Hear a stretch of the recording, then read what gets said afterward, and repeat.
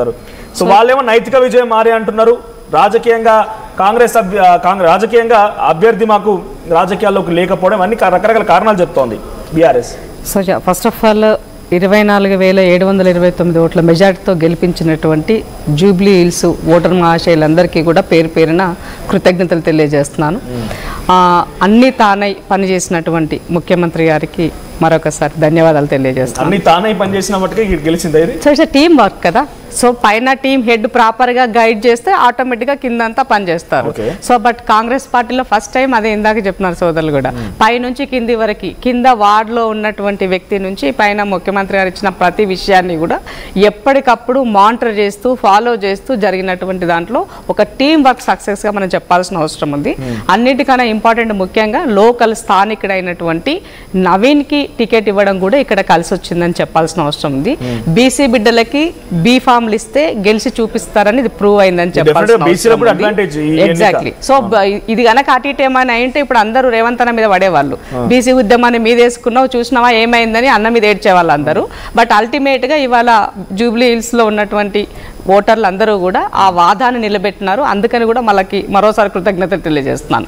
So ultimate గా ఇవాళ ఎప్పుడు ఎవరికి దక్కనటువంటిది అంటే మీరు ఇప్పటివరకు జూబ్లీ హిల్స్ నియోజకవర్గంలో జరిగినటువంటి రిజల్ట్స్ కనుక మనం తీసుకున్నట్లయితే కొన్ని ఇయర్స్ నుంచి అంటే 2009 నుంచి ఇప్పటివరకు దాంట్లో పర్సెంటేజ్ ఆఫ్ ఓట్ కనుక తీసుకుంటే డీటెయిల్ అనాలిసిస్ చేద్దాం. ఒకసారి కాల్ ఉన్నారు, శ్రీనివాస్ ఫ్రమ్ హైదరాబాద్. శ్రీనివాస్ గారు మాట్లాడండి. సార్ నమస్తే అండి. నమస్తే, మాట్లాడండి. నా పేరు పుట్టా శ్రీనివాస్ యాదవ్ అండి. చెప్పండి. సరే, అంటే నేను దగ్గర చూసా, కలిసి వర్క్ చేసాను సార్ తోటి. నవీన్ యాదవ్ అన్న పట్టు చాలా ఉందండి. అంటే ఈ గెలుపులో భాగం నేను అదే పార్టీ కానీ పార్టీ కన్నా ఎక్కువ అగ్రభాగాన్ని ఉండేది నవీన్ అన్న గారి చరిష్మనే. అతనున్న ఫాలోయింగే చాలా ప్లస్ అయింది మన పార్టీకి. సో నవీన్ యాదవే చాలా ప్లస్ అయింది పార్టీకి అయితే. ప్లస్ 100% అండి. Right, thank you. So poll మేనేజ్మెంట్లో ఎన్నికల విషయంలో తను ఆల్రెడీ 2 సార్లు చేశాడు కాబట్టి తనకు ఆ అనుభవం కూడా ఉంది. సో అందుకేమన్నంటే 4 లక్షల ఓటర్లో ఓటు పోల్ అయింది 1,96,000. ఒకసారి చాణక్య ముఖేష్ గారు వెళ్ళిపోతారని ఒకసారి ఆయనతో మాట్లాడదాము. సో మాగంటి గోపీనాథ్ 2023 ఎన్నికల్లో ఆయనకు పోలైన ఓట్లు 80,000. జస్ట్ ఇప్పుడు ఆయన గెలిచినటువంటి దాంట్లో 43.94 తో గెలిచాడు ఆయన. 43.94. సో ఇదికు నవీన్ యాదవ్ గెలిచింది 50.38 అండ్ 98,988 ఓట్స్.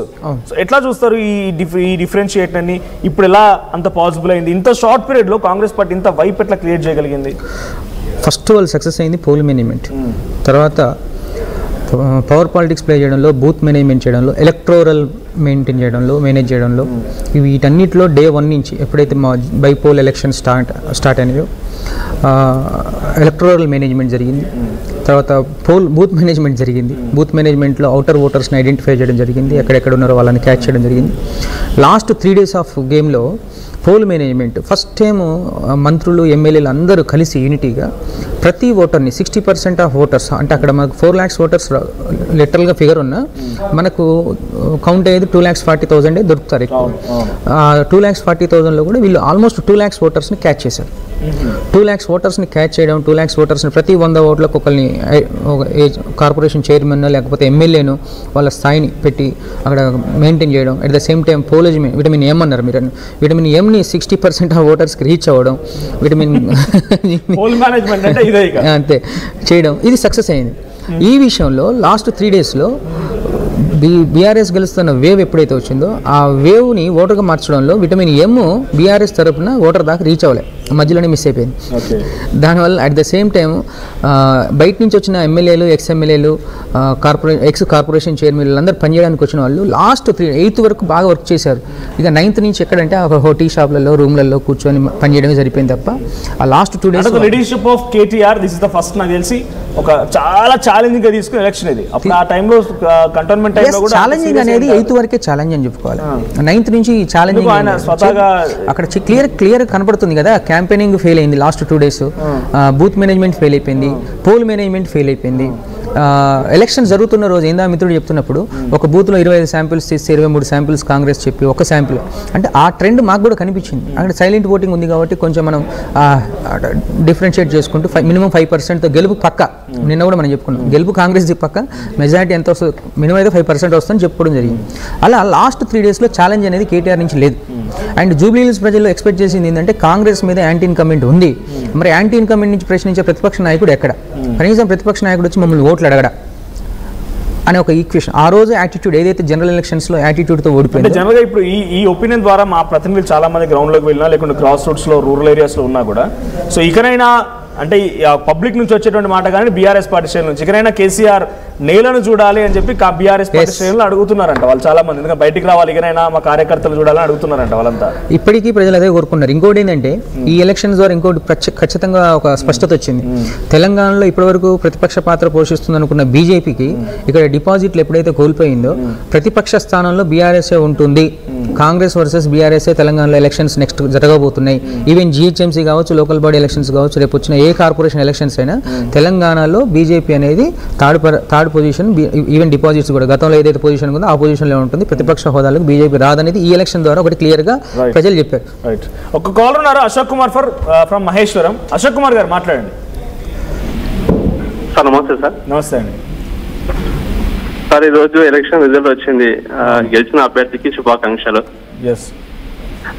అయితే ఏంటంటే ఈ మన రాష్ట్రంలో ఇప్పుడు ఉన్నట్టు బీఆర్ఎస్ పార్టీ వస్తుందని చాలా మంది నాలాంటి కార్యకర్తలు కూడా సంతోషపడ్డారు వస్తుంది అనుకోరు, కానీ రాలేదు.